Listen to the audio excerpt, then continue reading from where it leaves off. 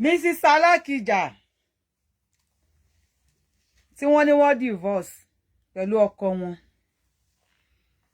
Ẹ jẹ́ akọ́ra wa lẹ́kọ̀ọ́, ẹ jẹ́ akọ́gbọ́n ká kọ́ ẹ̀kọ́ lára wọn. Mo rí àwọn alábòsí tí wọ́n kọ sí page wọn pé baba don chop breakfast. Tí wọ́n bá ní kí wọ́n pín award nínú marriage, Mrs. Alakija, ó yẹ kẹ́ gba award. Tí wọ́n bá ní wọ́n fún yàn ní award, ó yẹ kí wọ́n fún Mrs. Alakija, the richest woman in Nigeria, kí wọ́n fún ní award. For her láti dúró sílé ọkọ fún 30 good years. Mo gbọ́ wípé 17 years ni wọ́n tó kọ́ wà papọ̀. Kí wọ́n tó fẹ́ra wọn for 30 years. Mrs. Alakija and her husband stayed in marriage for 30 good years. Ọmọ kan tí ò lo ọdún kan àbọ́dún méjì ní ọkọ tó ń pààrọ̀ aṣọ, tó ń pààrọ̀ ọkọ bí ẹ ń pààrọ̀ aṣọ ní oníkòmọ. Alábòsí, she's out again, putting it, baba don chop breakfast. And àwọn gọ̀ǹgọ̀ṣú ẹgbẹ́, they are putting it in the comment section. It's not good to marry a rich woman. Ọkùnrin mi sọ pé, that is why I don't want to marry a rich man, the rich woman. That is why you don't want to marry a rich woman, àbí? Wá wèrè ẹgbẹ́ ẹ kò fẹ́. Wàá mọ̀ wípé àwọn kásùnkájí enterprises mi, wèrè orí wọn ò lè dúró lé ọkọ. If Mrs. Alakija, mo kí yẹn ìtẹ́ ń kí mi ẹ káàbọ̀ ẹ káàsán ẹ káalẹ́ according to the time. If Mrs. Alakija can stay ní abẹ́ ọkọ for good 30 years, torí ẹnìkan tó jẹ́ pé anti woman ni, kò kàn nífẹ̀ẹ́ sí àwọn obìnrin ni, bóyá torí ìdí kan àbí ìdí kejì, tí ò lè gbé ilé ọkọ, kò lè gbé ilé ọkọ fún 5 years. How many years ló ń fúnra rẹ̀? Ó ti lọ sí ilé ọkọ 4, ilé ọkọ 4 ló wà yìí. All her preaching is against obìnrin nílé ọkọ. Kò sí marriage tí ò ní ups and down. Marriage is not bed of the roses. Marriage ò kìí ṣe tí wọ́n sọ pé ilé ọkọ o, ilé ọkọ o, àní ilé ọkọ ilé ẹ̀kọ́ ni. Ọmọ mi gba ẹ̀kọ́. Ṣùgbọ́n tí wrong tailor bá mú aṣọ, tó bá mú material, ó máa rán ní ìrànkúràn ni. Ẹlòmíì fi gbogbo ayé ẹ̀sìn kó lè bá dúró lé ọkọ. Òdo ló máa padà bá bọ̀ ńbẹ̀. Tẹ́ bá wá rí obìnrin kan tó ń criticize obìnrin míì, tó bá ti dọ̀rọ̀ pé à ń ṣe marriage counseling, ẹ wò dáadáa, inú kó yẹ pé ó ti lárùn ọpọlọ. Tẹ́ bá ń gbọ́ ó lárùn ọpọlọ, ó fẹ́ ìtọ́jú ńlá. Ẹni bá bú Alakija ó lárùn ọpọlọ. Ó lárùn ọpọlọ, ó fẹ́ ìtọ́jú ńlá. Ẹni tó bá bú Mrs. Alakija ó lárùn ọpọlọ. Tẹ́ bá rí ẹni obìnrin tó bá ń bú Mrs. Alakija wípé òun àtọkọ ẹ̀ divorce, ẹni yẹn ní àrùn ọpọlọ, ó ń fẹ́ ìtọ́jú ńlá. Ó lè wò pé tó páyé tí ẹ bàjẹ́, ó ń ṣíká, ṣí síbí, ṣí sọ̀hún, ó ń ṣí káàkiri. But for you láti lè dúró nílé ọkọ tó wà nísìn, ó láti bá ayé obìnrin mi jẹ́. No, it's not done. I think this is the high time. We need to speak up, and we need to speak against anybody speaking against woman. Any obìnrin kan tó bá wò pé kóun lè bá rí ilé ọkọ kan jókòó sí. She should be supporting men. I don't know whatever may occur láàrin Mrs. Alakija and Mr. Alakija. Kí Elédùmarè kó bá yín resolve problem yín. But nínú marriage, you don't blame anybody. Tó bá tẹ́ bá wá búyàn, ó wá yẹ gbogbo ẹni kó dínwó aró, kó yàtọ̀ lé. Ó yẹ gbogbo ẹ̀ kó bú Mrs. Alakija. Kò yẹ ìwọ kò ṣí ìwọ ọmọ kékeré tó ṣí lọ sílé ọkọ 4. mo mú bọ̀ ni tí n bá mú dójú ẹ̀ máa dárúkọ ẹ̀ kò sí n tó máa ṣe. This is the payback time. Ìwọ tó o ṣíká o ṣí síbí ṣí sọ̀hún o kàn ṣí kiri o ṣí lọ sílé ọkọ mẹ́rin. You have the guts láti sọ wípé Mr. Alakija ti serve ọkọ ẹ̀ ní breakfast. That women are waiting for ọjọ́ alẹ́ láti serve ọkọ wọn ní breakfast.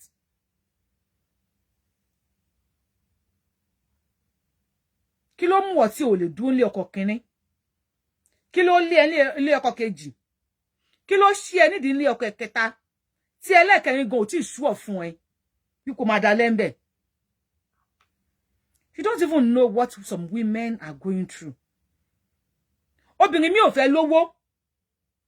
Most of these actresses tẹ́ máa ń bú. Kò fẹ́ wọ́n fẹ́ dúró lé ọkọ ni. Obìnrin mi torí owó tó ní ìyà tó ń jẹ lọ́wọ́ ọkùnrin. Because kò fẹ́ kọ̀. Tí n bá kọ̀kan sìn, ọmọ àní mi fẹ́ dúró lé ọkọ ni.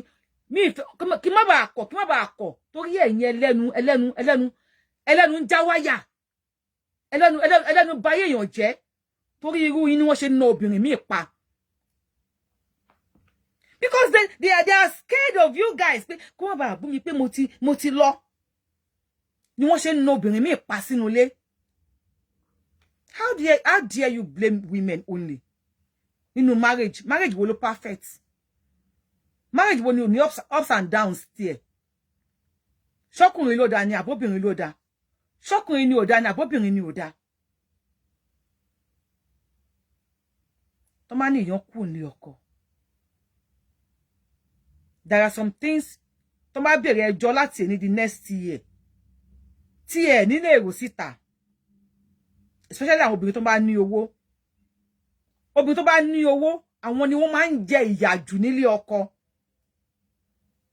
And for Mrs. Alakija láti dúró nílé ọkọ fún 30 years.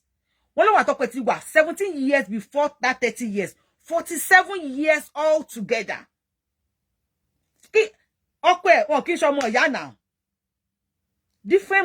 Different people from different parents, from different background, match together, come together to be one for 30 good years. They live under the same roof for 30 good years. Wọ́n announce the divorce wọn. Wọ́n wá gbé ẹnu, wọ́n sọ katakata. Wọ́n sọ rádaràda. Ta ni ó ṣe mẹ́wàá láká náà ni. Kò sẹ́lómi tó máa ṣe òun náà ni. Ẹ ti gbà, ẹ gbà tán. Òun ò dẹ̀ rí lé ọkọ kan dúró sí. Mrs. Alakija, ṣé Tóyìn Alakija kàbí kí ló kọ yìí woman yẹn? The richest woman in Nigeria, if not Africa. Ṣé Tóyìn Alakija ló kọ woman yẹn? And you are now saying, want to serve Baba ní breakfast. Do you mean you want to turn the back of the children to their mother? Because when they say this, they be like, oh, because Yawado de ki Baba wa di ọjọ́ alẹ́ kó tó serve any breakfast. So fẹ́ kẹ́yìn àwọn ọmọ sí ìyá wọn ni. Orí ni èèyàn máa fi ní owó. Obìnrin mi wà destiny. She just be destined to ní owó láyé ẹ̀. Tó bá ta paper, ó máa lówó. Obìnrin mi ò fẹ́ ní ọkọ. Tó bá ti lówó lọ́wọ́ wò pé òun ò fẹ́ wà. Ó lé obìnrin ọ̀lẹ aláìníṣẹ́ lápá Dobodele International Nigeria Limited. We condemn èèyàn tó bá fi ọ pé tó pọ̀ lówó tó ṣe dúró dọjọ́ alẹ́ kó tó serve ọkọ ẹ̀ ní breakfast. And why can't you just wait in one man's house? Kí wọ́n náà gọ́jú kó dúró di ọjọ́ 30 years. Why are you moving from one place to another? Why can't you just wait in one man's house? Kó dúró sílé ọkùnrin ẹyọ kan fún at least 10 years. At least. Mi rò bí ó lò 5 years sílé ọkùnrin kan rí. 5 years. Ó kéré jù. Mi sure. Even àwọn máa ṣe 5 years anniversary.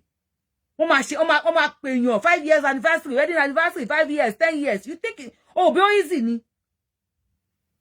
So bí ó easy ni láti bá ní tó yẹ pé o mọ bàbá tó bí ìyá tó bí ẹ kàn já pàdé, ẹ kàn já fẹ́ra yín Two different families coming together to be one. You think it's easy? You think it's easy? Go easy at all. Kí o tó manage ọkọ. Go easy at all. Kí ọkọ tó manage ìyàwó, a jọ manage ara wa. Ìwọ tí o lè manage ọkọ mẹ́rin, o lè manage ọkọ mẹ́rin. You are condemning èèyàn tó yẹ pé ó wà pẹ̀lú ọkọ fún 30 good years. 30 years. You are now condemning her. Tí ma sọ fáwọn èèyàn pé onírọ́ ni ẹ́, alábòsí ni ẹ́, every time you pretend to be who you are not. Ní Walaka, you are pretending to be who you are not. You are not a good person.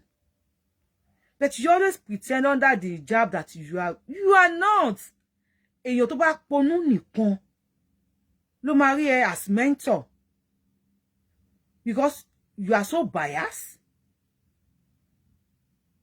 You want to sell people out to get whatever you want. Condemning Madam Alakija.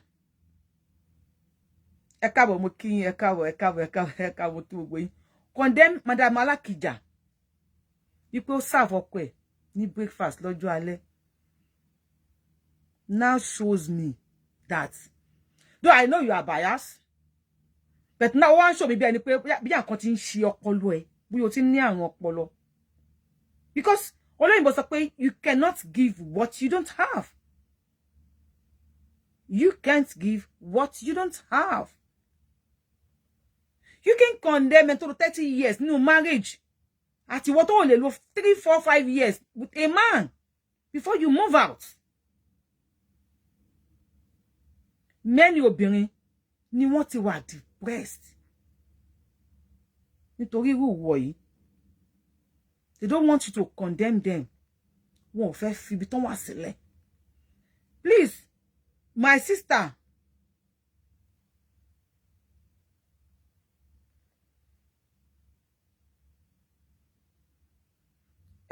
Babatunde Atitebi, is either you unfollow me or I block you. You keep your mouth quiet. When you're on this platform and you don't have something sensible to say, just keep your mouth quiet. Understood? Is either you unfollow me or I block you. If you are from Mewalaka, you can go to Mewalaka's page. MFM ni Mumu follow Mumu. MFM Mumu follow Mumu. For her condemning Mrs. Alakija is uncalled for. This is the time we need to speak up for women. So wọ́n ní máa lu àwọn obìnrin pa. Èèyàn tí kò jẹ́ nǹkan kan nínú ayé, èèyàn tí kò lè lò 2, 3, 4, 5 years with a man, condemning ẹni tó lò 30 years. Pẹ̀lú ọkùnrin. And you MFM Mumu follow Mumu is here on my page. Tó bá sọ pálapàla, mi ráyè àti bí ẹgbẹ́jọ́ máa ṣá ní blocking ni. The time I play with you guys, ó ti kọjá. I'm going to show the reality now. I will treat you the way you want me to treat you. Maybe I might try to change myself.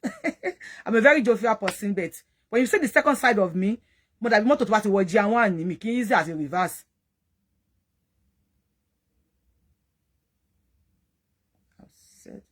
All right. Let me quickly block this weary. Okay, I've said something sensible. It's understand, not understood. I don't even want you on my page. I don't want to what you nǹkan tó sọ wà bí nǹkan tó sọ mi tẹ́ fẹ́ gbọ́ mo fẹ́ block ẹni. Mo fẹ́ block. Please help me put I think tell me something here. Bá mi kọ anything síbi kíní ẹ̀. I just want to block him. Be him or her, and I don't know. I just want to block him or her. I mean, okay, Babatunde Atitebi, you are gone. You are gone. So what am I with me? Can you comment ni? I don't want distraction here. This is the time we need to speak up. This is the time we should all stand up. Gẹ́gẹ́ bí obìnrin tó wà nílé ọkọ. This is a lady that said, àwọn tó wà nílé ọkọ kí wọ́n lọ kú, kí ìyàwó mi lè bá wọlé. She said they should drop dead. I think this is the high time women should speak up. Yes, ọkùnrin, ọ̀dọ̀ kọ́ ni kí ọkùnrin kó bá yàwó ẹ̀ dalẹ̀ tí ó bá fẹ́ bá yàwó ẹ̀ dalẹ̀ ọlọ́kọ ní kí obìnrin kó bá yàwó ẹ̀ dalẹ̀ tí ó bá fẹ́ bá yàwó ẹ̀ dalẹ̀ tí ó bá fẹ́ bá ọkọ ẹ̀ dalẹ̀ àwọn méjèèjì ni wọ́n rí ní ọmọ tí wọ́n rí ní àárẹ̀ ara wọn tí wọ́n sọ pé àwọn ò fẹ́ra wọn mọ́ and this thing can still be resolved either àwọn family wọn máa pè wọ́n ni àwọn family wọn ò ní pè wọ́n ni now you just jump out and say wọ́n ti serve bàbá ní breakfast èyàn kí máa ń fi igi gún ojú egbò èyàn kí ń fi igi gún ojú egbò there are some things going on in marriage that you cannot say it out.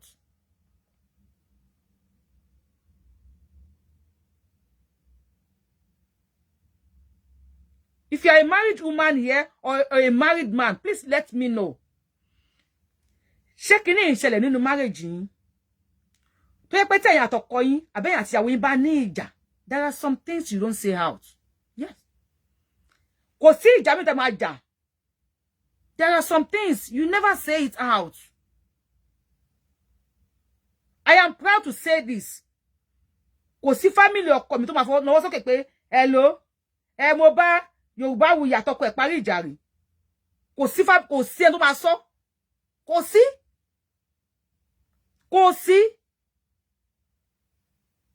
Because àwọn kan wà tẹ́ pé èyàn ò mọ̀ ṣe o kò ṣe tó mọ̀ ṣe.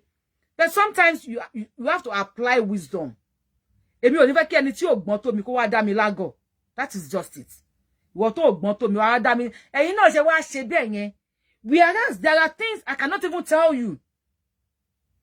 Okay, let's use this as a sample. Ẹ̀yin tẹ́ ti ṣínú, you are welcome. Ẹ̀yin tẹ́ bá dẹ̀ ti ṣínú, mo máa torí ẹ̀ tẹ́ ti ṣínú, mo máa cover ọ̀rọ̀ yẹn sọ.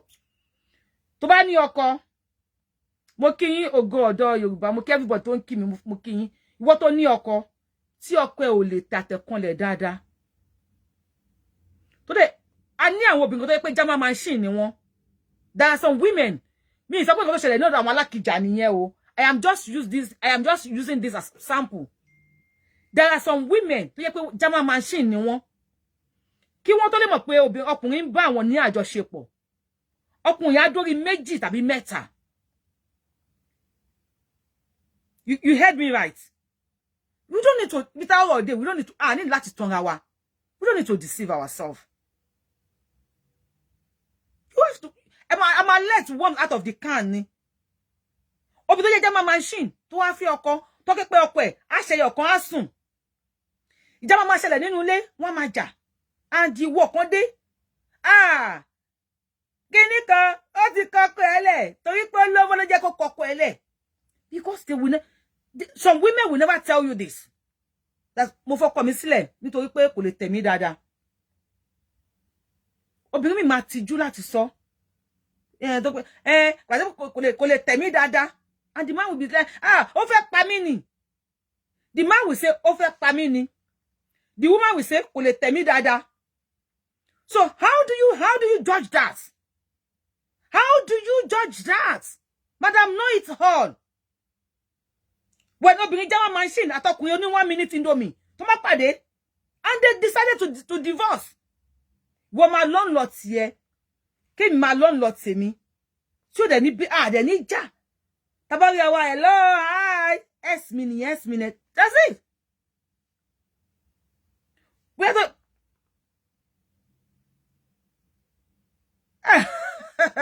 Today Joseph abeg leave them over there. I just use this my phone where I use today. Can't show my beauty. I don't want to use this phone. Next time I go use that my peku phone. I love when they say jaba jaba. I love that. This is my mouth. I want milele. But when I use that my phone, I love that my phone anymore. You want to commenting. Jaba jaba. And they enjoy and well. So if I was distracted. There are some cases to my one in marriage.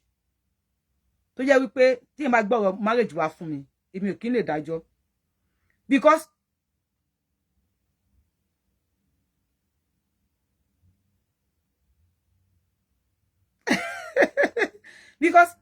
ẹ káàbọ̀ must be mo kí ẹ èmi ò kí n lè dájọ́ tí n bá gbọ́ marriage wá fún mi because there are some things tí n máa ń cover nínú marriage èèyàn tó jẹ́ pé ẹ ní lè sọ síta And we're now asking you now. About me share video ko kan know it all. Me wolaka ko wa judge. Wípé obìnrin jama machine àtọkùnrin 1 minute indomie. To wan an fellow separate ways àwọn. And this are fast these pastors tell you. Ẹ má bára yín sùn. Ara yín temple Ọlọ́run ni. Ẹ má bára yín sùn kẹ́ tó wọlé ọkọ, kẹ́ tó fẹ́ra yín má bára yín sùn. They make you know that your body is the temple of God. That you don't need to test each other. Wá wọlé, wá rí pé ọkùnrin yẹn 1 minute ni. Then how will you cope with that kind of person? Báwo ni divorce ò ṣe ní wáyé? Tell me. Bí divorce ò ṣe ní wáyé?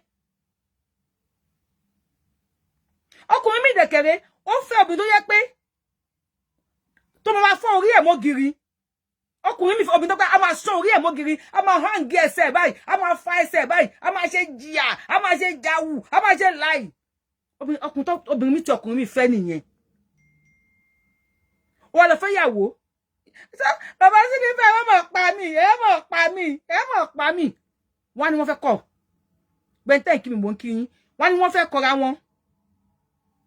Tó bá wá bẹ̀ pé kí ló ṣẹlẹ̀? A ní ẹ akọ̀wọ́n kò tẹ̀ kí ṣe dáadáa mi kàn tí ẹ̀ láìkí ẹ̀ mọ́ ni. Wá jọ̀jì ẹ̀.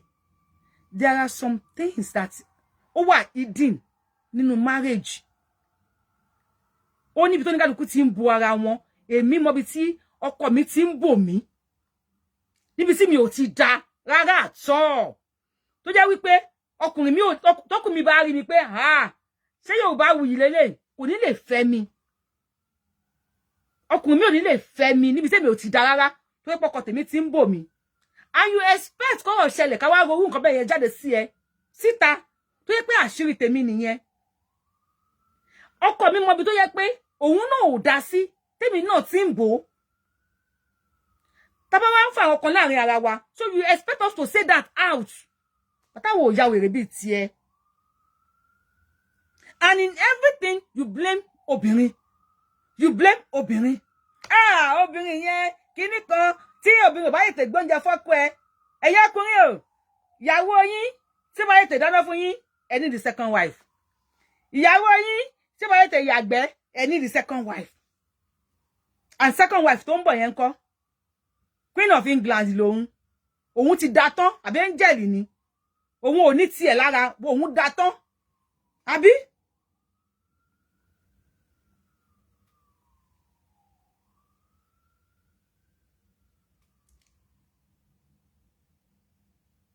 Òun ti dá tán. Please, this is the time. Tí gbogbo èèyàn tó bá fẹ́ kí àwa obìnrin kí àwọn àwùsá àwa obìnrin so obìnrin lèmi kí wọ́n yé kú in silent because of this nonentity tó wà lórí Facebook yìí. Many ilé ló ti dàrú o. Many ilé ló ti dàrú because some men decided to follow her and they use that in their marriage. If you are a man and you are listening to tí obìnrin bá ti ṣe kíní kan, ìyàwó bá ti ṣe kíní kan, o need the second wife. Come and marry me. Then I saw me Google me gan kankan lọ́wọ́ ẹ o. Wá fẹ́ mi. Yorùbáwùyí yan wa re gan. Yorùbáwùyí, you're nice yo. Some people will your husband is a lucky man o. You are brave, you are this. Your husband is a lucky man. My husband no waiting. If me I start with my shingbaka. If I bring my shingbaka down now, my God will see me. See, let me quickly tell you a story about myself and my darling husband. The wise man, the only wise man that can marry, that can maintain me. Not just marry, that can maintain me. The only wise man to le maintain me. To le shin me. There was a day, an issue. Then I'm like, Lenny, why not me? Just wait.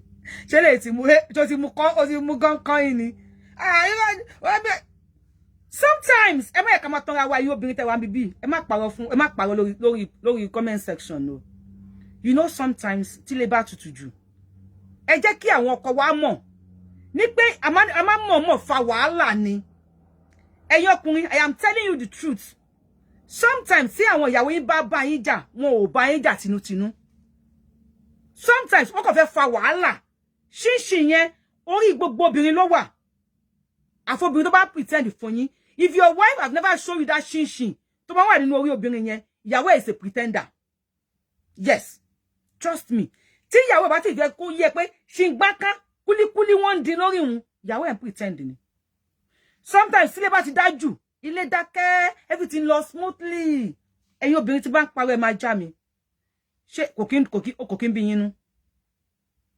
Mo ń bèrè lọ́wọ́ yín ni. Ẹ jẹ́ káwọn nǹkan wá mọ̀ wípé ìgbà míì a máa mọ̀ọ́mọ̀ dá ìjà yẹn sílẹ̀ ni. Because many of us believe pé ilé yìí ti tutù jù o. Everything ṣe wá lọ quiet báyìí. Àwa aṣíwèrè díẹ̀ lẹ̀. Wèrè díẹ̀ tá sílẹ̀ yẹn. All we expect from you ni pé kẹ́ ẹ bẹ̀ wá. That is all we expected from you. They come, abẹ́ni mi o, ya pẹ̀lẹ́. Kẹ̀dọ́, wọ́n mi ní gbá mi. Wọ́n mi ní gbá mi. Na lie. Na lie. Ìyàwó ò fẹ́ bẹ́ẹ̀ jà. Ṣínṣìn tó ń jẹ́ ṣínṣìn orí obìnrin, ó kàn fẹ́ fi hàn ẹ́ díẹ̀ ni. Tí ẹni pé kò so mọ́. Kò calm her down. Because I believe pé marriage wa, ó dàbí passport ni. Àbí driver's license. Tó yẹ pé I need láti máa renew ẹ̀. To me, that is my thought. I don't know about you. That is my own thought. Mo believe pé ọkọ mi gbọ́dọ̀ máa renew marriage mi fún mi. Nígbà tí ṣínṣìn orí mi bá ti bẹ̀rẹ̀. I just want you to beg me. And if you work out on me, time tó fi jáde yẹn, inú mi ò ní dùn. Because nǹkan tí mo fẹ́ ò ṣe. Tí èmi ni pé kó pamper mi, kó má bẹ̀ mí. Ó yá jẹ oúnjẹ díẹ̀. Mi ò jẹ o, mi ò tẹ́ ní jẹ ní. Obìnrin mi kò ní boyfriend. Kò ní ilé tó ń kó lọ o. Tó wà tọ́kẹ́ bá ti jà pẹ́rẹ́ báyìí, á ti di ẹrù ẹ̀. Mo ń kó lọ ní o. Kò níbi kankan tó ń lọ. Àwọn pàǹdùkú ẹrù àbòsí ẹrù tó dì yẹn, ó kàn fẹ́ kó máa gbà lọ́wọ́. Kó bá gbà ní, "Bíbí náà o, má fọwọ́ kẹrù mi o. Tó bá fọwọ́ kẹrù mi wọ́, èmi àti ẹ̀, òkú méjì bá bọ́ lọ́rùn nílé. Má fọwọ́ kẹrù mi o." Kò lọ bí kankan, my dear. Ìyàwó ẹ̀ ò níbi tó ń lọ. Kò ní boyfriend tó ń lọ bá, kò ní ẹni kankan. Ó kàn fẹ́ kó fún un ní kó so òun mú warm hug, kó kiss òun, kó preference ẹ̀ from there kó yìlú bed.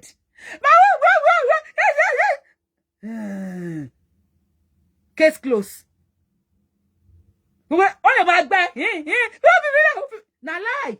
Small time you go see that little smile.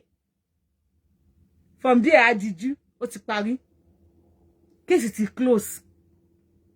And because your wife say, "Monlani, you need second wife." Second wife tó ń bọ̀, ó mọ̀ bóyá bugi jẹ́ nìyẹn. Tó pé ìyàwó sọ pé ó ṣe kíní kan fún, you need second wife. Second wife tó ń bọ̀, ó mọ̀ bóyá ara Yaba left ni. This is why. See, that is you. Say that wọ́n ti ń jẹ́wọ́ ní comment section. Àwọn obìnrin ti ń jẹ́wọ́, wọ́n láwọn nìyẹn. And that is me also. That is me. Ọkọ mi ò bá sí tó bá travel mo máa pa. Báyìí ni ò tí dé, kí ló dé tó wá pẹ́ báyìí. Àbó lọ bí iṣẹ́ kíní kan. Bẹ́ẹ̀ tó bá ti gbọ́ pé èèyàn ń bọ̀ níbi staircase báyìí.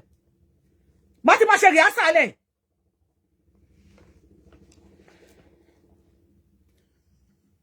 Tó bá wọlé. Kí ló ṣe ẹ́? Kò sí nǹkan. Àmọ́ mi ńkọ́? Wọ́n á yára wọn. Kí wá ló dé? Kò sí nǹkan. Kò sí nǹkan náà ni ẹ fi gbà mí. Kò sí nǹkan ẹ fi mí lẹ̀, kò sí nǹkan. Àjà kó tó kó lé láàárọ̀ o. But that shin. Na that waiting. Na that shin.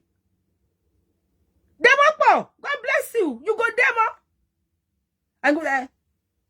Kíni àwọn kan tí mo rà bọ̀ yá lọ kó wọn sínú fridge. Ẹ pa wọn mọ́ na be you know they lè kó sínú fridge fún ara. Ilé wa ran kan mi o. Kí ló dé? Wọ́n ti gbé show ẹ ni. Kí ló ṣe wá sí Facebook? Wá sí YouTube ń jà ni. Tí mo sọ wí pé ó ṣe wá. Ẹ fẹ́ mi lẹ̀ o. And I know my darling husband. You know what? He knows what to do. Oh, na shakara. Not to renew the marriage. Now because ilé is too tutu. Ilé ti tutu juni. I just want something to come up. I just want something to come up. Ilé iti tutu ju. Why olola odela amare sira wa. Ja koko ti aka se kini kan. Then I know after we settle it. Bó jẹ́ kini kan. Ẹ̀rín tẹ́ máa rí lálejò yẹn ó máa yàtọ̀. Be ma feel sira yín ó máa yàtọ̀. Oh na shakara. Men, ẹ̀yin ọkùnrin tẹ́ bá lọ ń you need second wife tí ẹ fẹ́ ta. Anything you need second wife tí ẹ fẹ́ bó fẹ́ yẹ. Go and do second wife. Tí a padà ta ni.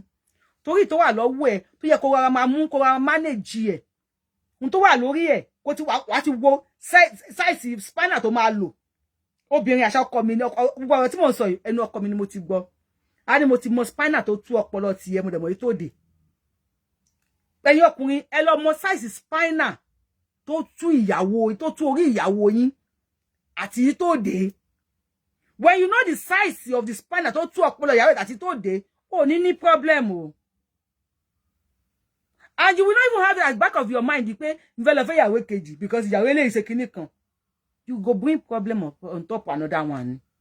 But like tó bá fẹ́ ní problem, lo mọ spinal tó tú ọpọlọ ìyàwó ẹ̀ àti spinal tó dé. Then you go get second wife is certain for all these Muslim husbands. If you're a Muslim husband and you want second wife, you can marry second wife. According to Quran, you can marry second wife. If you want second wife, you can marry second wife. If you decided to marry second wife, but not because first wife will tètè dáná tán lẹ́ni. Tí kò dẹ̀ ń ṣe bẹ́ẹ̀ tẹ́lẹ̀ ló ṣe fẹ́ lọ marry second wife. Not because obìnrin tó bá ti ṣe kinní kan ní kinní kan ọjọ́ alẹ́ ó need the second wife. Second wife tó ń bẹ̀ bí ń bọ̀ wá pa ẹ̀ ní ò sí mọ̀. If you want to marry second wife, you are free. Marry second. If you want to marry third wife, Monsignor Sulasa, Sugbongbong, go to marry one. To bá lágbára àti fẹ́ mẹ́wàá, marry ẹ kó fẹ́. But ma condemn tile torí pé kan bọ̀. Man lè kan lọ fún kan. Àyàfi tí first wife bá decide láti lọ.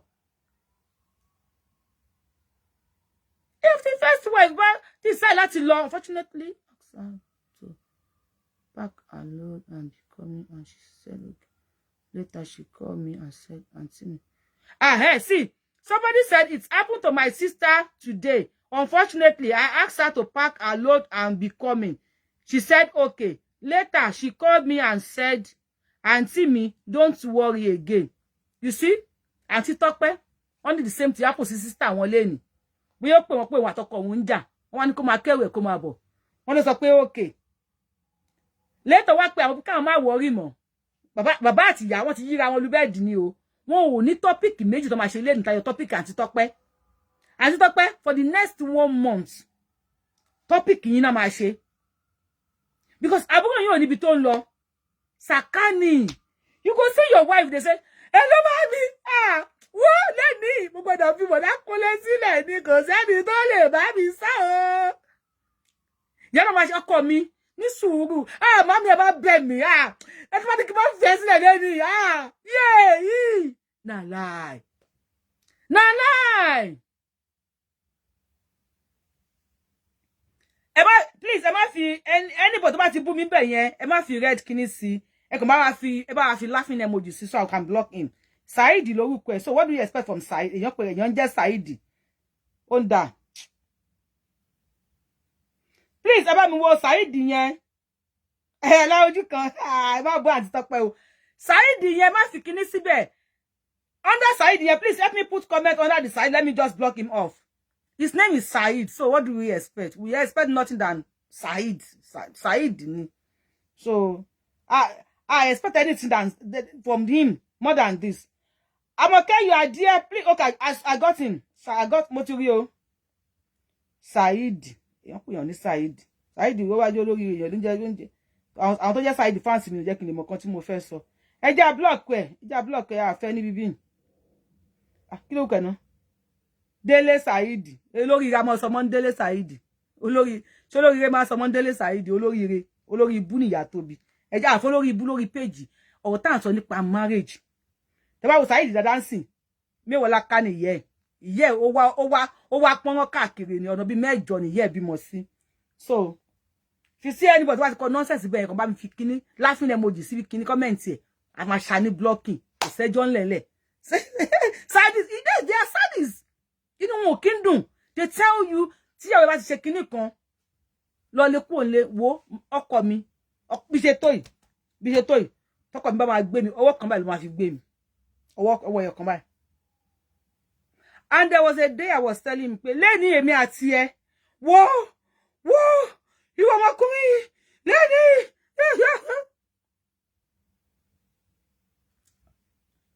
pàtó dalẹ́ mo sùn ọkọ mi jí mi ó ní kí n má wọwọ́ mo wọwọ́ ẹ̀ mo ní kí ló ṣe lọ́wọ́ ó ní kò sí nǹkan gbà tó dògo tún jí mi ó ní kí n má wọwọ́ mo wò báyìí kí ló ṣe ńbẹ̀ ó ní kò sí nǹkan later kí ló dé ó lọ dúró dè mí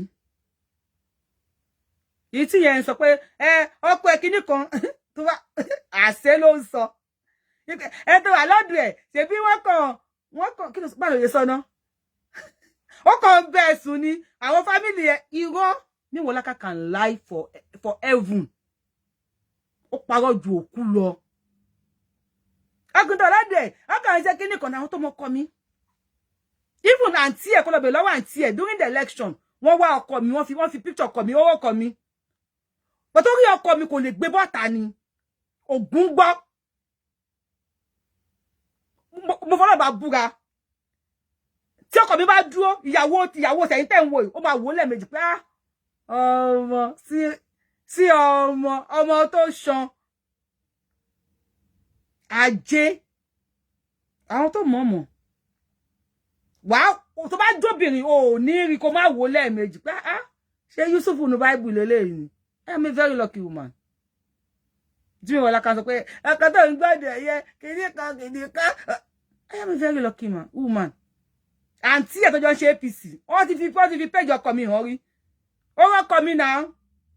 People coming, just be then guess, I mean, then there's no one to be sitter.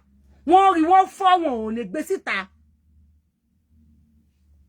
She's a great liar. God bless you. I don't want coming, I don't want comment section. Iya, ma de ko ki yawo e roko mi o because ma pa. Girl. This man fine. He fine. Choku ma pa ni emi o mo. He fine. Now this man made tell am say one day, emi ati e, I don't eno ye ko to ma fọwọ́ kan gbé mi. O ba. E bi gbe pillow yi. Bi gbe pillow yi, ló jẹ́ ma gbé mi jù mí báyìí. And mo dúró ti pé leni èmi àti ẹ àjọ máa fà ni èmi àti ẹ leni yìí after some time ó wá ní mo dúró wò mí bí ṣe ga tó yìí máa wò lókè ni bí ṣe ga tó yìí máa wò lókè báyìí ni ó sọ fún mi pé wò mí ìwọ ń sọ fún mi pé èmi àti ẹ jọ máa jà ṣé tí máa fi ọwọ́ ìgbà ẹ ní etí ṣé ò ní dé hospital mo fọlọ́run bá tó dá mi búra fún yín òtútù dẹ̀ mú mi afẹ́ni tíje mú kí yín fine boy ẹ ṣe gan ọkọ mi sọ pé tí máa fọwọ́ ìgbà ẹ ní etí ṣé ò ní dé gbóbì mo fọlọ́run bá òtútù mú pé sọ̀rọ̀ yín báyìí òtútù mú mi ẹ má bínú kí ló jẹ yóò tó sọ fún mi pé èmi àti ẹjọ́ máa jà kí ló jẹ yó tó sọ pé èmi àti ẹjọ́ máa bára wa jà and I apologize ẹ má bínú so because money èmi àti ẹjọ́ máa jà ni then you tell my husband you need second wife tó ń bọ̀ ṣe baby ṣe ń ṣe ṣàkárá bóyá second wife tó ń bọ̀ bí ó máa fọ́gò mọ́lẹ̀ ni who knows. Who knows? Everything. Obìnrin, you are a sadist. Inú àbí mo kú kí n dùn, inú ẹ ò dùn rárá. Ìjẹ́ obìnrin gan ní ẹ lára. And it is not anything that ó fẹ́ dúró sílé ọkọ. Wọ́n fẹ́ bàtà àwọn obìnrin tó kù jẹ́. Tó bá di ní ọ̀la. Tó bá pè Mrs. Alakija àti ọkọ wọn. Tí àwọn bá pè wọ́n ní sí pé ẹ jẹ́ a bá yín parí ẹ̀. bóyá Mr. Alakija unfortunately bóyá nìkan ti send the post yẹn sí wọn wípé ó sọ pé ìyàwó wọn fìyà jẹ wọn lọ́jọ́ alẹ́ because you put it on your comment on your page.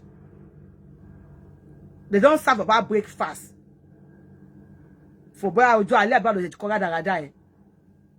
You think ọkọ Mrs. Alakija we want to go back to her?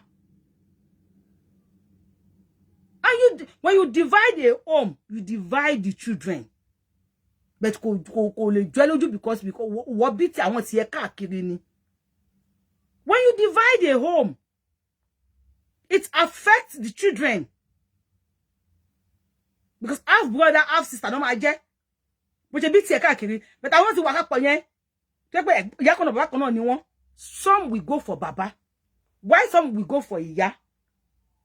And Mr. Alakija might not. Mr. Alakija, please, if you are seeing this video or they send it to you, please don't mind how. Don't mind how. Just go and ask for our background. Ọlọ́run àbá ẹ̀yin àti Mrs. Alakija.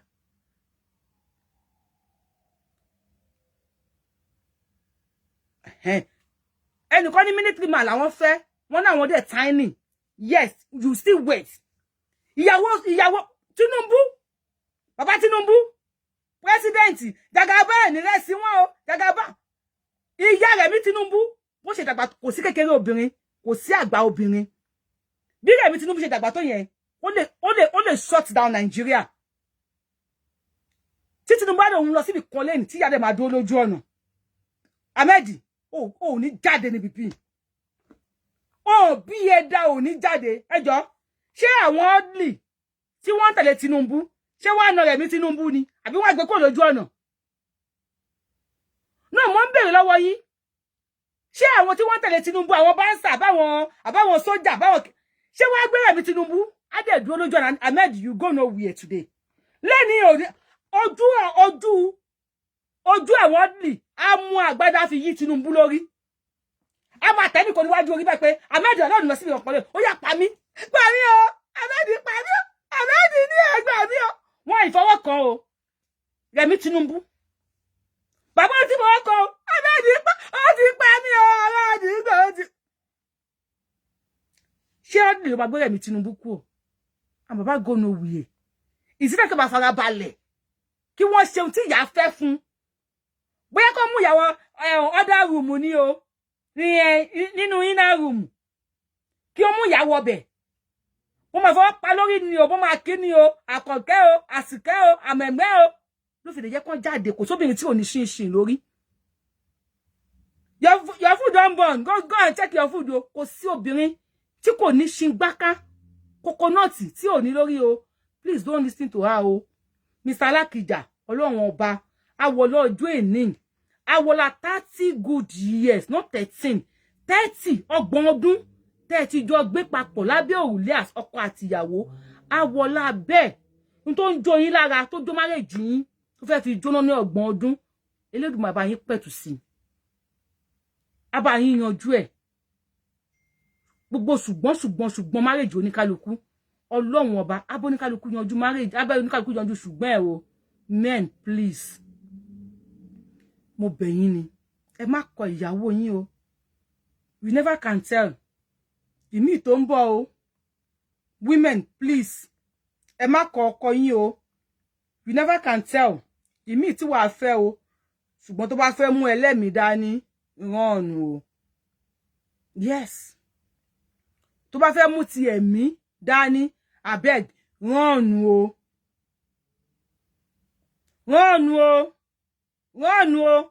Wá ti kó máa gba ẹ̀mí ẹ̀ dání.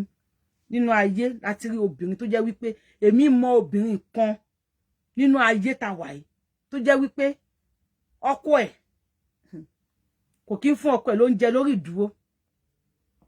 Tó bá ní extraordinary mi ìfẹ́ kọ́kọ́. Àwọn mo mọ àǹtí kan bẹ́ẹ̀.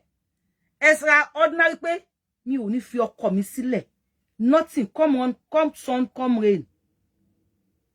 Àwọn lè ṣe àdúrà kù fún ọkọ. Wọ́n máa lé ọkọ wọn o. Àǹtí yóò ní sọ̀rọ̀. A lóun ti bẹ́lẹ̀ dáhùn dá májẹ̀mú pé ilé ọkọ tóun bá ti wọ̀ ibẹ̀ ló máa bí gbogbo ọmọ òun sí. nígbà tí ọkọ ẹ̀ fẹ́ lù pa. Ah, Mr. Sonny ní ká translate. I don't understand English. Thank you, God bless you. Nígbà tí ọkọ ẹ̀ fẹ́ lù pa. Tí ọkọ yẹn, ọ̀pọ̀ nǹkan tí woman yìí ń ṣe, tí àǹtí wa yìí ń ṣe, nígbà tí ọkọ fẹ́ lù pa. Láwọn èèyàn ní sáfẹ̀mí ẹ̀. Ó ní àkọ́rọ̀ ayé yájú kọ̀rọ̀ ọ̀run lọ. Sáfẹ̀mí ẹ̀. And God so good. Ó bí mẹ́ta síbẹ̀. Ìyẹn tẹ̀ tún try. Ọmọ mẹ́ta ló bí síbẹ̀. Ó sáfẹ̀mí ẹ̀. Ọlọ́run dẹ̀ bá ṣe. Nígbà tí ó jẹ̀bi. Níbi tó ti ń bọ̀. Ọlọ́run yan ọkọ àyà tiẹ̀ fún. Ọlọ́run ò kì í ṣèkà. Ọlọ́run ò ní pa ẹ́ lórí kó má fún ẹ ní irùngbọ̀n. Àbí àti rẹni tó parí tí ò ní irùngbọ̀n rí. Àyàfi tó bá fa. Tí wọ́n bá pa lórí. Irùngbọ̀n níjó gbádùn. Ẹ káàbọ̀ àṣà. You have missed. Go and watch this from the beginning. Ọlọ́run fún ní ọkọ tiẹ̀. Pẹ̀lú ọmọ mẹ́ta yẹn ní ọkọ ẹ̀ fẹ́. Ó dẹ̀ wá ń lé ọkọ tibí yẹn. Ó ń gbádùn dọ́là. First husband. Ó ti fẹ́ yàwó kejì. Ó ti lọ. Ó ti fẹ́ yàwó kẹta. Ó ti lọ. Ó dàbí orí ẹlẹ́kẹrin làwọn náà wà. Tí wọ́n ń fẹ́ lọ́wọ́lọ́wọ́ báyìí nísìn. Bí ilé ayé ṣe rí nìyẹn. When you have a gold with you, please stop searching for stone. Ìyàwó tó wà lọ́wọ́ at now, a bed at hand, worth millions in heaven. Àbí worth millions in the sky. Ìyàwó tó wà lọ́wọ́ tó wà at hand, tó wà nínú ilé ẹ̀sìn, ó worth millions tó ń wò níta. Ọkọ tó wà lọ́dọ̀ ẹ̀ nísìn, ó worth millions tó ń wò níta. You never can tell. Ọjà òkùnkùn ní ọkùnrin àti obìnrin. And tó bá pé wọ́n pín award nínú marriage. Mrs. Alakija. Ṣé Tóyìn Alakija bí kí lórúkọ wọn? Thank you. Ṣé Tóyìn Alakija ni the richest woman àbí kí lórúkọ wọn yẹn? Mrs. Alakija mo chan pé. Kíni kan Alakija lórúkọ wọn. If you know her name, full name, help me put it there. Kíni kan Mrs. Alakija. If to ma issue award nínú marriage. To ma issue award nínú marriage. Mrs. Alakija, deserve award. Mr. Alakija, you know deserve award for you guys to stay together for 30 good years. You guys deserve an award. Mr. Alakija, don't listen to that, yo. When mama serve you breakfast, please don't listen to that, yo. If there's a means for you like to settle with your wife, please, Baba, do it quickly. Faster, Papa. Kia, come on, Kobo. Folorunsho Alakija, God bless you. I don't commit any ya. Folorunsho, iya, Baba, padà, reunion. Let me share video. Mr. and Mrs. Folorunsho Alakija, parí ìjà yín, reunion, ìyá àti bàbá, gbogbo nǹkan ti dẹnu kọlẹ̀. Ẹ̀yin fara yín lè jọ manage pẹ̀lú ara yín, para yín padà papọ̀. Come back. Àwọn differences wà láàrin yín. Àwọn nǹkan tí ìyá ń ṣe tí bàbá ò fẹ́, ẹ jọ jókòó, ẹ jọ sọ. Àwọn nǹkan tí bàbá ń ṣe tí ìyá ò fẹ́, ìyá ẹ jọ jókòó, ẹ jọ sọ. Ẹ yanjú ẹ̀ láàrin ara yín. Ẹ fúnra yín ní kiss to hot. Ẹ túnra yín gbé. Baba Mr. Alakija should pay another dowry on Mrs. Alakija. Mr. Folorunsho Alakija, you must pay another dowry on your wife. Ẹ mú màmá sínú ilé, ẹ sọ another dowry fún wọn. Kó dàbí ojú 5,000. Ẹ̀yin ọkùnrin ẹ kí sáré ṣe èké kan fún yín. Mo fẹ́ ṣàmẹ̀bọ̀ kan fún yín ni o. Did you know Mr. Alakija? Gẹ́gẹ́ bí ọkọ Mrs. Alakija. Ṣé mọ̀ kó wọ́n lè fi bí Mr. Alakija, the richest woman in Nigeria or in Africa. Did you know Mr. Alakija? Ó lè fi 5,000 naira bá Mrs. Alakija sùn padà. Ṣé mọ̀? Ẹ mọ̀. They play. No matter how tí ìyàwó ẹ̀ bá ní owó tó bá ń lọlé, ó lè jẹ́ pé biscuit nìkan. Biscuit tó ń tà lẹ́gbàá bí gala. And she will appreciate it. Ẹ̀yin ọkùnrin, alágbẹ̀dẹ ni yín o. Àwọn obìnrin tẹ́ ń wò yìí, òjé la jẹ́. Ẹ̀yin lẹ mú ọmọ owú dání. Tẹ́ bá wá mú òjé wa, let me say alágbẹ̀dẹ goldsmith lẹ́yìn, àwa jẹ́ lead or gold. Tẹ́ bá mú ọmọ owú dání pẹ̀lú ọpọlọ àti sùúrù, ìfaradà àti àṣà ọkọ mi, á ní ṣe bóbìnrin ni ẹ́. Wo tó yẹ pé ò kí ń bomi sórí, báwo lórí ẹ̀ ṣe fẹ́ pé. Even if I will just anytime you say that, I'm like, she you pay mo nǹkan. You say, obìnrin, ṣe bóbìnrin ni ẹ́. That's what my mama always say. Tí mo bẹ̀rẹ̀ ṣinṣin báyìí. Ìyá yín ti bẹ̀rẹ̀. Obìnrin, ẹ̀yin dẹ̀ kí ń bomi sórí. Ó yẹ kó lọ dá yín kẹ́ máa fọ ẹ máa bomi sórí ni, kó yín máa tutù. Orí yín ti máa ń gbóná jù. That's what my husband will say. Orí yín yẹn ti máa ń gbóná jù. Yẹ kẹ́ máa bomi sórí lẹ́ẹ̀kọ̀ọ̀kan, madam. I'm like ẹ ti mú gum. See, God bless you. Ẹ pera yín papọ̀. You can just go home. Bóyá gala ló ra, and your wife will appreciate it. Ó kàn fẹ́ fa wàhálà ni. Just see your wife pé ó kàn fẹ́ fa wàhálà, and a good goldsmith pẹ̀lú ọmọ owú tó mú dání yẹn. Ó lè mú gold nísìn, kó fi ṣe earring nísìn. Tó bá ti pọ̀ tí ń gbó, a tún tọ̀nù ẹ̀, a tún fi ṣe pendant. Ó ti ń gbó, a tún tọ̀nù ẹ̀. Bá ṣe rí nìyẹn. Obìnrin ọpọlọ wa ò tó nǹkan o. Ẹ̀yin ọkùnrin, ẹ má bá fi òótọ́ ọnú ṣe. Ọpọlọ wa kò tó anything. Àṣírí ni mo bẹ́ fún yín yẹn. Ìyàwó ẹ̀ tó ń bẹ ẹjà. Tó bá lè ṣe dáadáa, tí ó bá lè ṣe dáadáa, fi kámẹ́rà. Má ní intention pé bóyá nǹkan burúkú o. Kàn fi tí wà tó kẹ ìyàwó àti ìjà, wọ́n ní kámẹ́rà nínú ilé. Ìdí kámẹ́rà kó wá fi sínú yàrá ẹ̀. Jọ́ tí wà tí ìyàwó ẹ̀ bá jà, kó máa wo lórí fóònù. Wàá máa rí bó ṣe àánú ẹ̀ máa ṣí ẹ́. A máa sun kọ́ máa jọ ẹ̀ mọ́lẹ́bí. Lójú àgbáyé burúkú. Ṣé bó lóun ò fẹ́ mọ́ ni? Kí ló ń pa nígbe? Na lie. I believe pé baby ni wá every time.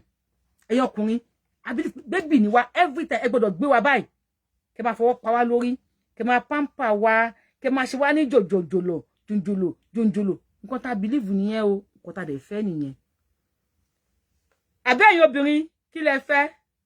Pamper la fẹ́.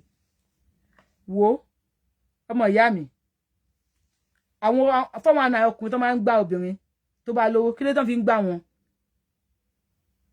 Kí ló tán máa fi ń gbá wa? Tó ṣe máa ń gbá wa nìyẹn. Àwọn máa sọ orí wọn kalẹ̀ báyìí. Tó pé wọ́n fẹ́ gbá obìnrin.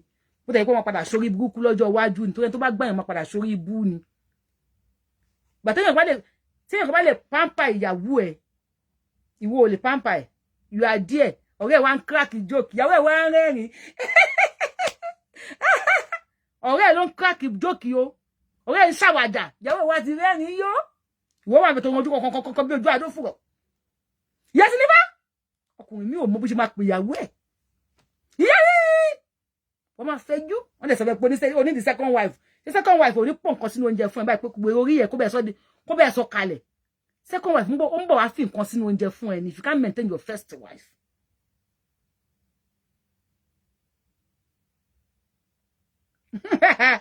Don't forget, tí bá gba yín mú. Caring, we need caring.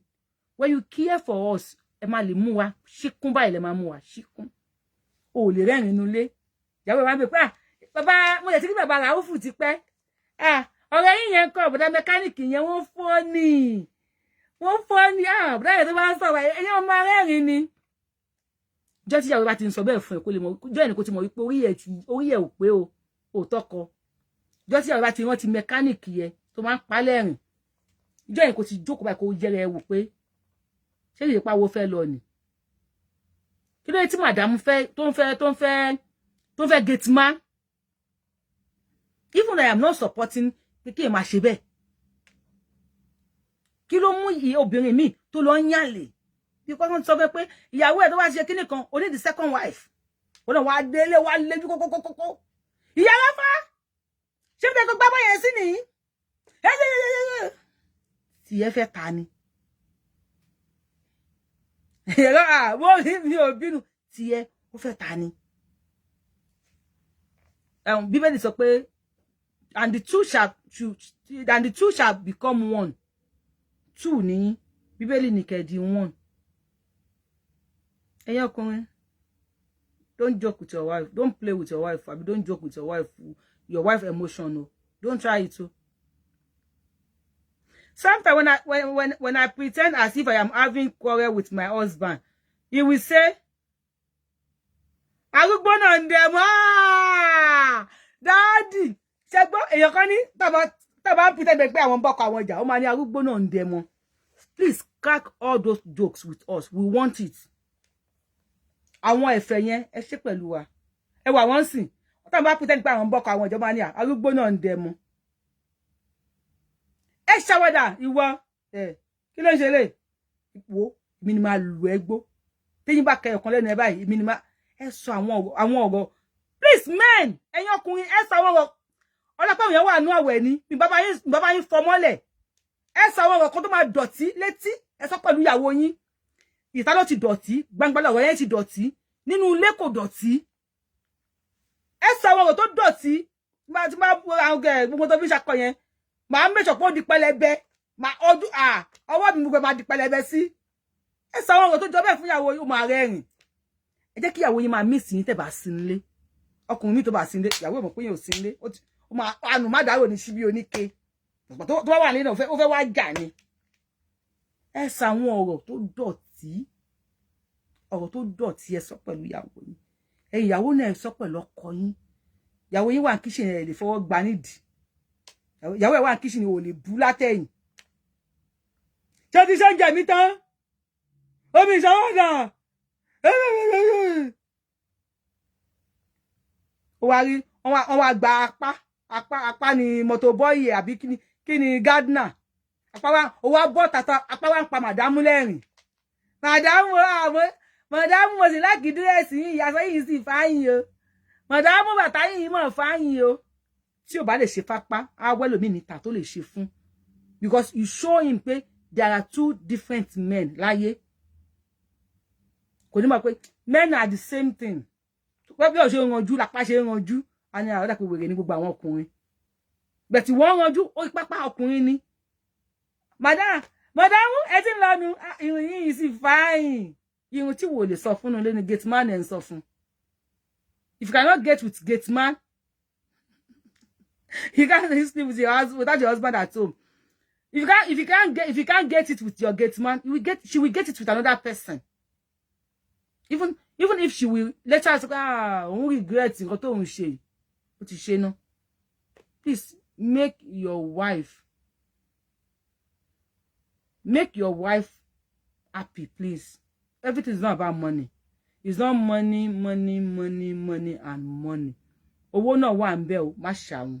Tó bá lówó ná owó fún ìyàwó ẹ. Trust me. If you have money, spend money on your wife. Appreciate your wife. Even if your wife is putting on Ankara. Ìyá. Gèlè yìí gèlè àwọn eléwédú yìí. Ọ̀gá. Ìyàwó mi má lọ wojú ẹlòmíì níta o. Tell your wife that. Tó bá ti lọ ní títí wá kọ́ máa smile ni. Ọ̀gá ẹ wá gẹ gèlè yìí. Gèlè kí ló kọ gèlè tó wé yìí? If are ò bá gbé gèlè tó wé yẹn jẹ́ kó padà lọ tú lórí bed. A lọ ṣọ́ra padà o. A lọ ṣọ́ra padà. Gèlè yẹn gèlè tó wé yẹn ó tó wà suspicious. Jẹ́ rí ẹ bí. Ìyá Sílífà gèlè yẹn wà suspicious. Abákẹ́ àdé. Jẹ́ rí ẹ bí. Mo wọlé. Don't give timetable pé kíní kan yẹn àjẹbá ṣe kan lánàá. Gèlè tó wà suspicious yẹn sí ẹ. Instead wọ́n máa ṣọ́ káàkiri. Ó wá ń ṣọ́ ìyàwó ẹ̀ kiri. Gèlè tó wà suspicious ló bá tú nínú ilé ẹ lọ sọ́dá room kẹ́ lọ tú. Pẹ̀lẹ́ ó fẹ́ lọ ra ẹran làbí wá lọ sí ọjà ń sì kó lọ ra ẹran. Try your best to make your wife happy. Try all your best to make. Mo ti rí ẹni tó yẹ pé ó san bàbá láyé ó san fún àwọn boys ní àdúgbò kọ́n bá òun ṣọ́ ìyàwó òun. Tó bá rí boyfriend pẹ̀lú ẹ̀. Bàbá láyé ó ń pè. This is not a kò yẹ pé story tí wọ́n sọ fún mi tí mo mọ̀ ní. Ó ń sanwó fún àwọn èèyàn ládùúgbò kọ́n bá ṣọ́ ìyàwó ẹ̀. And guess what? Lára àwọn tó ń sanwó fún tí ẹ̀dẹ̀ ń gba salary lọ́wọ́ ẹ̀ pàṣẹ. Ohun ìyàwó ẹ̀. kò rún ìyàwó ẹ̀ tẹ́lẹ̀ o kò máa rún ìyàwó ẹ̀ tẹ́lẹ̀ o àti bàbá aláyé bẹ̀rẹ̀ sí ní sanwó fún ló gbé símọ́ ìyàwó pé ilé yín tó ń wá yẹn wọ́n fi hun ṣó ẹni o iye báyìí ló ń gbà aláàtì ní ti last month ní ti upper month lélẹ̀ eléyìí tẹ́lẹ̀ alpha ọmọ ìyá mi wọ́n dẹ̀ jọ ń ra wọn kí ni mo sọ fún yín wọ́n jọ ń ra wọn tó bá ń lọ kinní kan ọ̀dọ̀ bá láyé máa ní kó tẹ̀lé ìyàwó òun á tún fún lówó mọ́tò ó ló máa pe ọkọ babaláyé ẹ̀ló máa ṣe à mo rí màdámù sàn gba bẹ̀rẹ̀ kọjá ń sìn kí ló ṣẹlẹ̀ ṣáyìn lẹ́rán wọn ṣẹ́ ni ibi kó mo ránṣẹ́ bá mi tẹ̀lé àbá mo dẹ̀ ń ṣe nǹkan lọ́wọ́ ń sìn ni o mi ní lè tẹ̀lé wọn mo fẹ́ sáré ṣe àmọ́dọ̀ bọ̀wọ́ kò fẹ́ wá gbé business kan fún mi nísìn máa fún èlò ló fẹ́ máa fún ló tẹ̀lé báwo mẹ́lẹ̀ àbáláyé ẹ̀ ti pè mí sí ó ní kí n tẹ̀lé ẹ bó ló ń lọ lọ́yọ́ ẹ̀ ṣé kí n káyọ̀ ṣeré jáde 2 hours náà fẹ́ lò 3 hours náà fẹ́ lò àbáláyé ti fún wọn lówó má parẹ́ torí obìnrin kan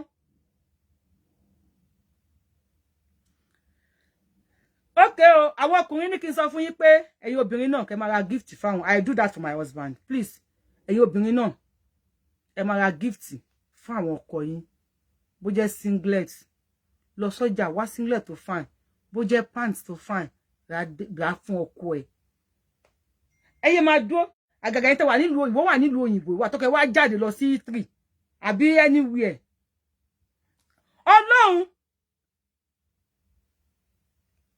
confirm story tí mo sọ fún story tí mo mọ̀ ni wọ́n sọ fún mi bàbá wí ṣe má fẹ́ ní kíní kan má fẹ́ ní kíní kan ọmọ ìyá mi wọ́n lọ ń ṣeré tí wọ́n nìyẹn kò sí tó kan kò kan ayé because time tó yẹ fi sọ pé ẹ bá mi máa sọ yẹn ó yẹ kó time yẹn fàyàwó ẹ̀ mọ́ra nu lé ni ọmọ irú tó ṣe ìṣẹ̀lẹ̀ ń gẹ bó ló ń lọ ọ̀gbẹ́ni rí mi inú yàrá tó bá make ìyàwó ẹ̀ happy obìnrin tó máa ṣe ṣìnà o tó bá make ìyàwó ẹ̀ happy níwọ̀n ní chance pé kọkùnrin mi make ẹ̀ happy níta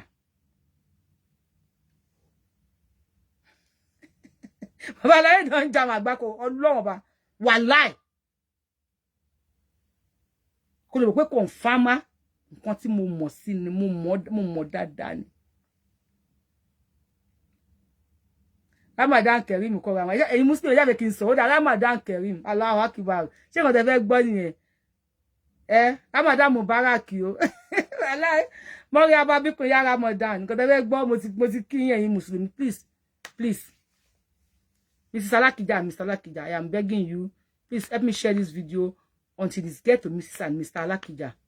Ẹ bá mi ẹjọ́ torí Ọlọ́run, àbá àwọn ọmọ wọn, àbá àwọn ọ̀rẹ́ ọmọ wọn, ẹ bá wa bẹ̀ wọ́n kí wọ́n settle differences tó wà láàrin wọn. And Mr. Alakija, please don't have it at the back of your mind. Wípé Mrs. Alakija want to divorce you or intentionally want to punish you. Torí pé ọjọ́ ti dọjọ́ alẹ́ fún yín. Please don't get that at the back of your mind. I know you know what causes your divorce. And also, Mrs. Alakija, please, you guys should come together. Marriage of 30 years. Àwọn nǹkan tó bá ń fa wàhálà níbẹ̀, ẹ yanjú ẹ̀ láàrin ara yín. Ẹ̀gbọ́n mi sí mọ́jọ. Kí bàbá mú màmá wọlé. Kí màmá mú bàbá wọlé. Ẹ ṣeré. Ẹ ṣe honeymoon. Ṣe honeymoon yín. Ẹ tún ṣe honeymoon mi. Ẹni tí ò honeymoon ṣe. Ló fẹ́ wá sọ pé kíní kan ló ṣe kíní kan. Ṣé ẹni tó ṣe ìyàwó after 3 about many days tó ṣe ìyàwó. She's on Facebook. Ṣé tí ò rọ́ ní mùnú ṣe lọ́nà tàbí ẹnìkan ẹni tí ò bá tí kú ò tí kò lè fi wèrè ṣe yẹ̀yẹ́ ẹni tí ò tí kú kò lè fi wèrè ṣe yẹ̀yẹ́ ìwọ tó ò tí kọ́kọ́ ò lè sọ pé wọ́n serve ẹnìkan ní breakfast lọ́jọ́ alẹ́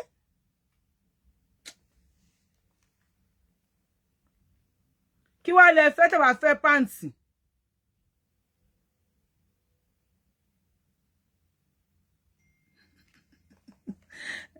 èmi náà like yín kí lẹ fẹ́ everyday yóò obìnrin bá mi ra nǹkan fún àwọn ọkọ yín and don't forget to be aṣẹ́wó with your husband yo báwọn ẹ̀ kó lọ gọ́ kó máa lọ ṣe missionary style mommy and daddy style lójoojúmọ́ tí ẹ bá ẹ nìyẹn ẹ bá mi download tap send ẹ lo promo code mi Abiola 2TS tap send TAP SEND ẹ lo promo code mi Abiola, ABIOLATTS. Abiola, tap send. Ẹ gba $10, à ń ṣe pounds, à ń ṣe dollar, à ń ṣe euro, à ń ṣe yen, gbogbo là ń ṣe, aṣẹ́wó là wà. PR organic, kójú lè wá dán. No makeup, no nothing o. Kójú lè wá fine kele ba lè butter without makeup. Ẹ kàn sí PR organic lórí +234 81 561 58550 +234 81 561 58550 PR organic. Nigeria now, but they deliver worldwide. Anywhere you are, they will deliver to you. Follow about beyin. Ẹ má go. Àṣírí Ọlọ́run àwẹ̀ tá wà ni. Tèmi bá ń ṣe marriage counselor. Àìmọye èèyàn ni ò ní follow mi o. Ọlọ́run. Because màá kọ́ àwọn ìyàwó yín. Màá kọ́ àwọn ìyàwó yín burúkú. Màá kọ́ wọn sí yín bàjẹ́. Màá kọ́ àwọn ìyàwó tó yẹ pé ìmínú yẹn máa bọ́n lé báyìí. Ìmínú yẹn máa bọ́n lé báyìí. Ìmínú yẹn máa bọ́n lé báyìí. Ó máa ya ká lọ tara ká wà lé fún ìyàwó ẹ̀ ni. Ọlọ́run. Tẹ́ bá ń bọ́n lé. Ẹ kàn wá pa kí ni mo lè ṣe fún obìnrin yìí o. Ìyapa ya ká lọ tí wàá ra ká wà lé fún ìyàwó ẹ̀ ni. Yes. Àmàjọ ṣe síra wọn ni àjọ ń gbádùn ara wa ni. Kọ́kùnrin má ṣe mẹ́sì fóbìnrin. Kọ́bìnrin má ṣe mẹ́sì fọ́kùnrin. Stop doing missionary lójoojúmọ́. +234 PR organic. Mi ò mo ń kálò ló jàre. PR organic. Lórí +234 81 561 58550.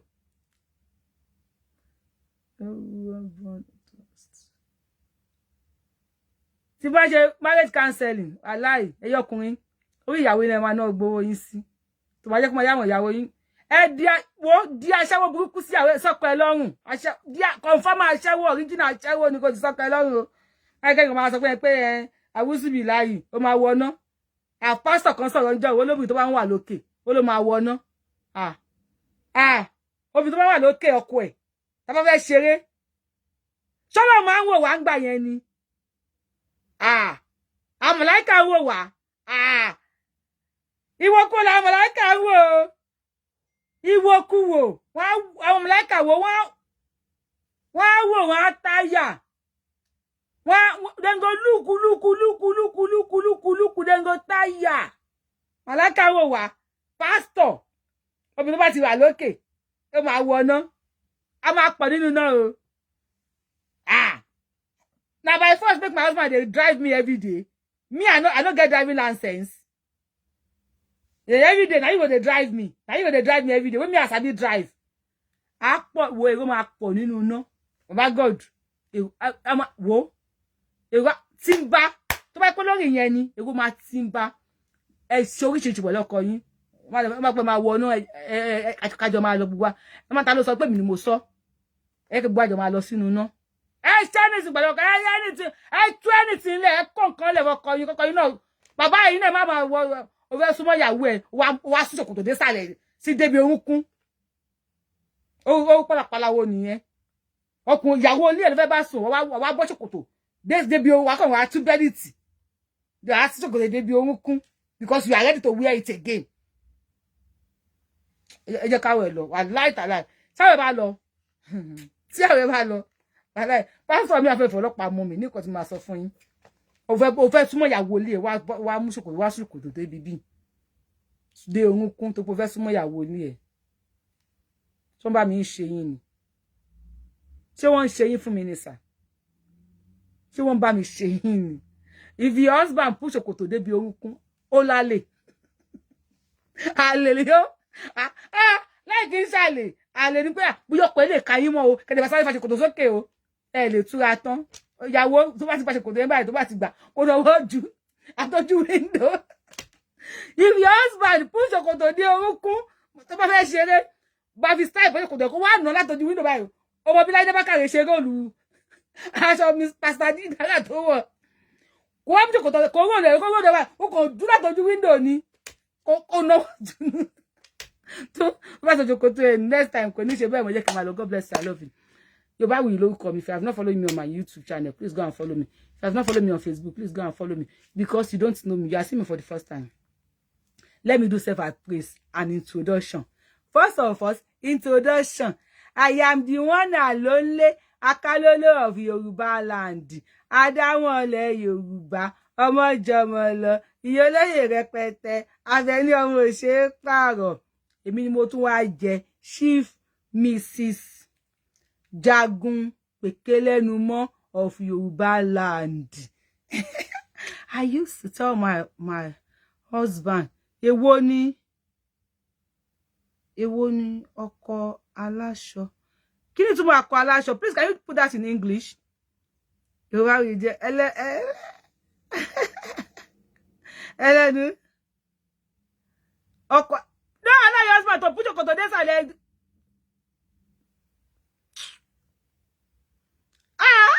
YORUBAWUYI come ahead time make us see. Tó bá pé nípa ti bíbí nípa olókọba ni. Tó pé olókọba no ma fi ń gé. Kò sure fún mi o. Ọlọ́run. Don't forget. Tó pé ti kíni no fi ń gé. Kò sure o. Ọlọ́run. I'm very sure. Kò sure fún mi. Èmi. Àwọn ọmọ tí kan tó wà àwọn tó wà ń dancing. Àwọn wọ mini skirt. Ọkọ mi wá lọ fọ mọ́tò. Mo lọ gym. Mo lọ car wash. Irọ́ ni o. Ó ti ráwọ̀ ìdí òṣì kan bẹ̀ yẹn ni o. Wọ́n ti ń kan amọ́ pẹ̀lú lé. Mo fẹ́ sáré dé gym. Mo ní láti ṣe, mo fẹ́ ní body pain. Mo ní láti ṣe àwọn kíní kan. Ọ̀gbẹ́ni, kó tó lọ gym wá gym èmi náà. Bẹ̀rẹ̀ sí ní gym mi. Ló bá gym mi dé, kó gbé tó kú lọ sí gym. Jẹ́ kó bẹ gym ọkọ ẹ̀ tí orí jẹ́ ló bá ẹ. A sọ tàwọn ọkùnrin lẹ́nìí. Ẹ̀yin obìnrin náà mo ń bọ̀ wá bá yín. Ẹ má jẹ́ kan bá yín. Má jẹ́ kan bẹ pọkọ ẹ lẹ́rìn. Don't let you. Ọ̀rẹ́ wa ń ṣàwàdọ́kọ ẹ wá ń fẹ́ yín. Ó wá rẹ́rìn débi pé yọ gíláàsì lójú ó ń fa káṣífù nújú. Why? Because wo ò dún nínú ilé. Tó bá ọkọ bá ti rẹ́rìn nínú ilé dáadáa. Tó bá dé tàtọ́rẹ́ ẹ bá ń ṣe ẹ̀fẹ̀. Ìwọ̀nba ó máa kàn smile. Ní wọ́n lè rẹ́rìn náà wọ́n bá lè rìn yẹn máa mọ̀. So your friend, your comedian is making your husband happy. After tó bá rẹ́rìn tán ta ń bọ̀ wá sunkún nílé torí wà padà ranjú mọ́ ni. Kò ní bá ti wọlé máa ranjú mọ́ ni. Obìnrin mi àwẹ̀ máa ṣe nǹkan lẹ́nìí pẹ̀lú topic tí mo fẹ́ ṣe yìí. Obìnrin mi àwà nílé. Àwọ̀ ṣòkòtò jíǹsì. Ṣòkòtò jíǹsì ló máa wọ̀. Wà tún lo bẹ́líìtì. Ṣòkòtò jíǹsì wà tún lo bẹ́líìtì. Ó dẹ̀ wá nílé pẹ̀lú ọkọ ẹ. Ọkọ mọ yẹn ṣe gbogbo ẹ̀ta ìwọ̀ mi kọ́ lórí kọ́kọ́ lórí pé jìmí jàre. Àwọn èèyàn gbàwẹ̀ má yẹ ká bà àwọn èèyàn láwẹ̀ èmi ò gbàwẹ̀. Ọmọ èṣù ni mí. So má yẹ ká bà àwọn èèyàn jẹ́. Ẹ jẹ́ ká máa lọ. God bless you. Go and settle with your husband o. Ṣó tí mo ṣe lálẹ́. Ṣó tí mo ṣe ní alẹ́ yìí àbí àárọ̀ yìí. Ìwọ tó bá ní differences pẹ̀lú ọkọ ẹ̀ tó dẹ̀ wo show yìí. Tí ò bá lọ bá ọkọ ẹ̀ parí ìjà. Ṣé kí n bú ẹ? Ṣé kí n bú ẹ? Tó bá ní nǹkan kan pẹ̀lú ọkọ ẹ̀, kò bá ìpọ̀ ọkọ ẹ̀ ló ṣe ẹ o. Kò bá ìpọ̀ wọ́n ló ṣe ọkọ ẹ̀ pẹ̀lú show tó wò lálẹ́. Tó bá lọ mú ọkọ ẹ̀ nínú dùn kó lọ bá parí ìjà. Kó bá rẹ́rìn kó kẹjọ yí lura yín. Tó bá pé Mùsùlùmí náà ni ẹ yí lura yín after àṣìnú. Bá lè jẹ́ Christian náà bẹ̀rẹ̀ sí ní rúra yín. Please go and anything call your husband. Ọ̀rọ̀ tí YORUBAWUYI sọ súnmọ́ gbé ìfinkan gún lẹ́yìn. Àwẹ̀ tí time àwẹ̀ kọ́ la wà ìfinkan gún ọkọ ẹ lẹ́yìn. Ọ̀bẹ kọ́ ni mo ní kó fi gún o. Gbé nǹkan lù lẹ́yìn ó ti yí ẹ. Mú àyà ẹ kó lẹ̀ mọ́kọ ẹ.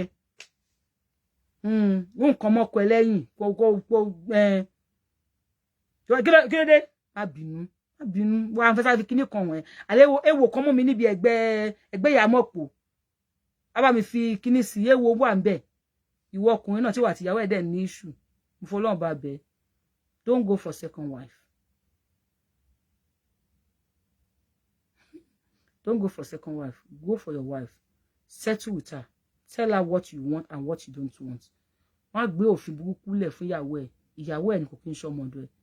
Ìyàwó ẹ̀ ni kò kí ń ṣe apprentice ẹ̀. Ìyàwó ẹ̀ ni orí ló fẹ́. Àwọn kan àti kò máa gbà mọ́ra lára ẹ̀. Ọlọ́run ní dalé wa rú o, ọ̀nà wa ò ní dàrú o. Gbogbo àwọn tí lè wọ́n dẹ̀ ń dàrú lọ́wọ́lọ́wọ́, Ọlọ́run bá yín tún lè yín tó o. Lè yín ò ní dàrú, tèmi náà ò ní dàrú o. Ẹ bá mi sọ fún mi Wọláká ọkọ mi olórí ọkọ àyà mi Àdìsá lọ́bẹ̀ lọ́wọ́ àwọn tó mọ ọkọ mi máa sọ fún ẹ my lovey my fine boy adàgbà my ọkọ mi my adàgbà má kúrò láróbò my husband is adàgbà má kúrò láróbò fine boy always 15 years old boy adàgbà má kúrò láróbò lọ́kọ mi ó dàgbà kó tí ẹni wọn lèmi náà fi let me go see you bye bye ó dàbọ̀ ẹ ṣé ó dàbọ̀.